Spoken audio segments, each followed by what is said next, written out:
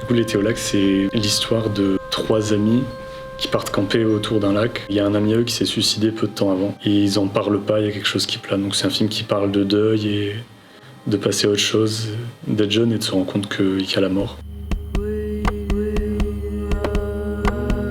Je me suis particulièrement inspiré d'un réalisateur. C'est une époque où je lisais beaucoup Marguerite Duras, que j'aime toujours beaucoup d'ailleurs. Et je pense que ça imprègne quand même un peu le film, cette idée constante de mort et de découverte de la mort et de l'immortel. C'est quelque chose qui me travaillait à l'époque. Je voulais juste exprimer quelque part un ressenti de ce que j'avais pu moi-même, de me demander j'ai 20 ans et qu'est-ce qui va devenir j'ai 20 ans. Je me rends compte petit à petit que je suis pas immortel et qu'est-ce qui va advenir de moi.